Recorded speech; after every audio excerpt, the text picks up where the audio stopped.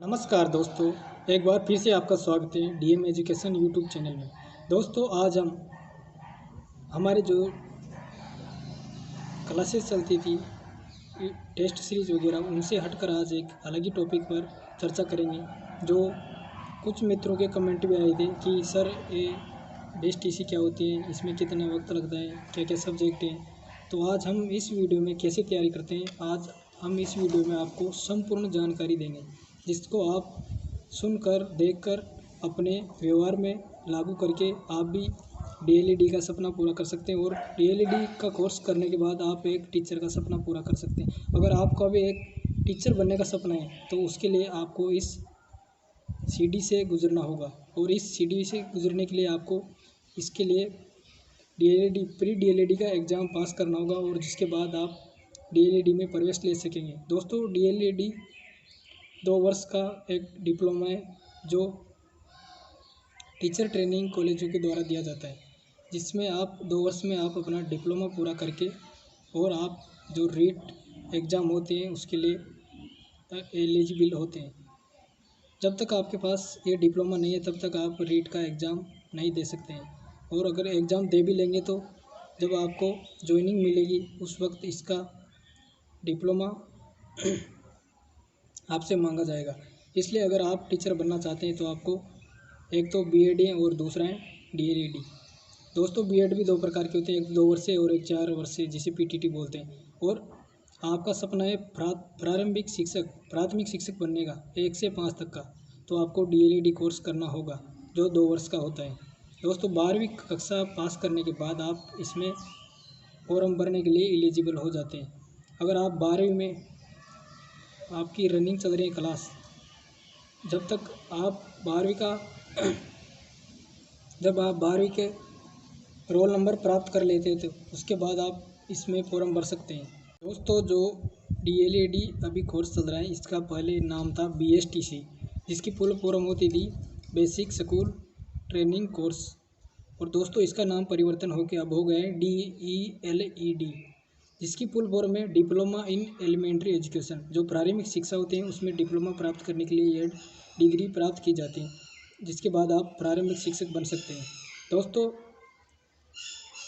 अब हम आपको इस एग्ज़ाम से संबंधित जो आपकी उम्र, एलिजिबिलिटी और जितनी भी फीस वगैरह सब कुछ दिखाएंगे। दोस्तों, आप 12वीं में किसी भी वर्ग से हो, जैसे आर्ट्स, कॉमर्स, साइंस, आप किसी भी वर्ग के विद्यार्थी हो, आप सभी डीएलईडी का फॉर्म भर सकते हैं और इस कोर्स को कर सकते हैं।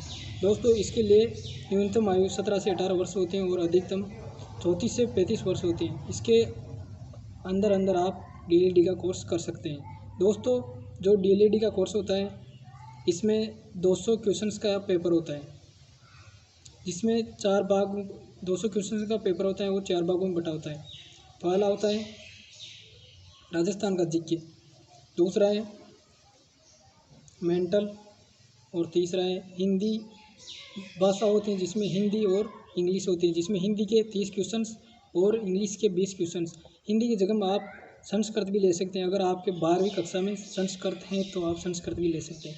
और जो चौथा भाग होता है वो होता है शिक्षण अभिरुचि, टीचिंग एटीट्यूड। दोस्तों, ये 4 पार्ट होते हैं इस पूरे एग्ज़ाम के, जिसमें आप इनमें बेहतरीन तैयारी करके आप इस एग्ज़ाम को क्वालिफाई कर सकते हैं और डीएलईडी कर सकते हैं। दोस्तों, आपको इस वीडियो में आगे मैं विस्तार से बताने वाला हूँ कि जीके में कौन कौन से भाग है और हिंदी में क्या है, सब कुछ आपको बताता हूँ।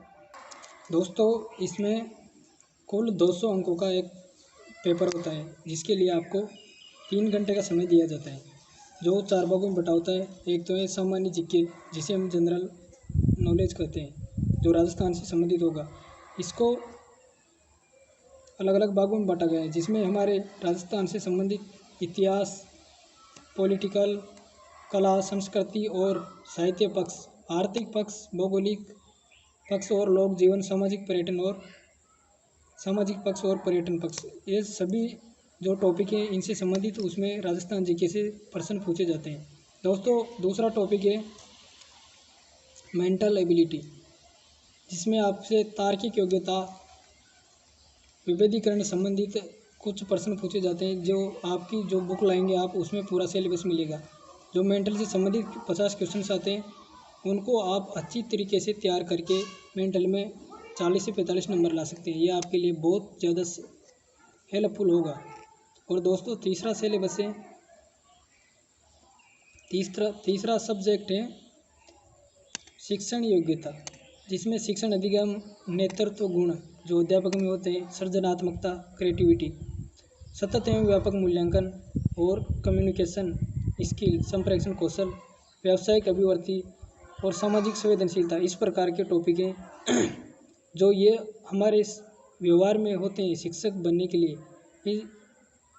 जिन टॉपिकों का इसमें जिक्र किया गया है इनको भी आप अच्छी तरीके से तैयार कर सकते हैं। दोस्तों हमारा सिलेबस का चौथा भाग है एक सब्जेक्ट जो भाषा है।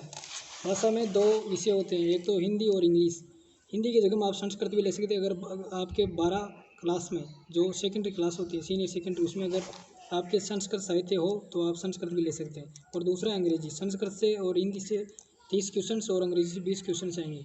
जो संस्कृत में संस्कृत व्याकरण से सामान्य जानकारी आएगी और जो संधि समास वगैरह होते हैं, लकार, इस प्रकार के क्वेश्चन आएंगे। और हिंदी से शब्द ज्ञान, पर्यायवाची, विलोम शब्द, शब्द युग में वाक्य विचार, शुद्धिकरण, शब्द शुद्धि, वाक्य शुद्धि, मुहावरे, कहावतें, संधि समास, उपसर्ग, प्रत्यय, वाक्यांश के लिए एक शब्द, इस प्रकार के क्वेश्चन आएंगे जो सामान्य हिंदी में आते हैं।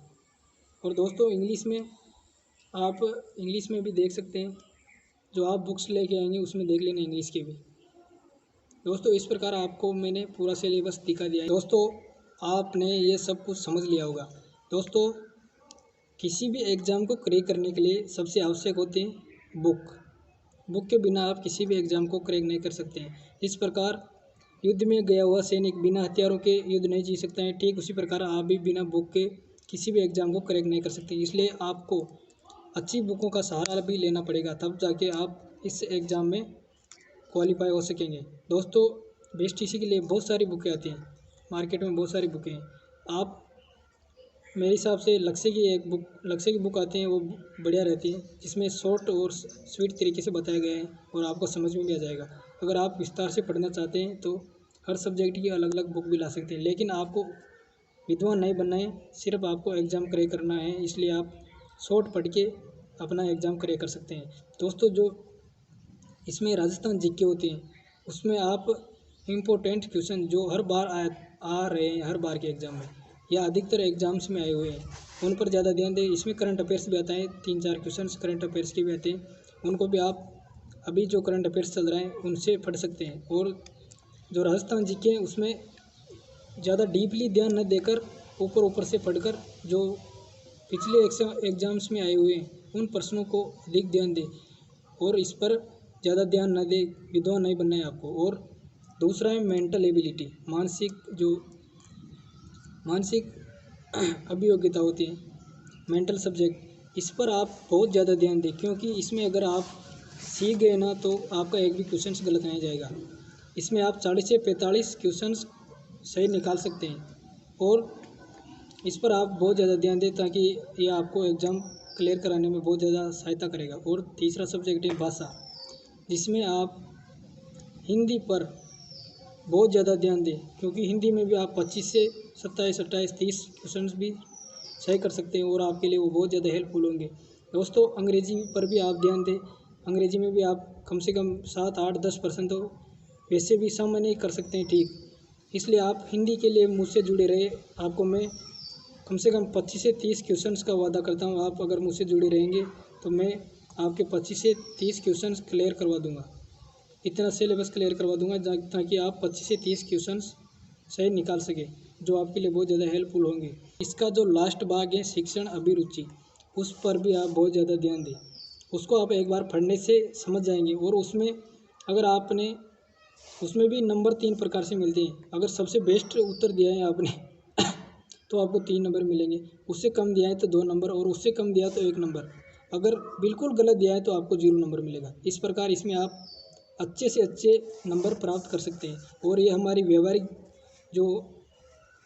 हमारा व्यवहार होता है उससे संबंधित क्वेश्चन इसमें पूछे जाते हैं, जो टीचर का व्यवहार होता है और जो विद्यालय का व्यवहार होता है, जो विद्यार्थी का जो अभिभावकों का व्यवहार होता है उस व्यवहार से संबंधित इसमें क्वेश्चंस पूछे जाते हैं, जिनको आप अपनी आसान भाषा में हल कर सकते हैं।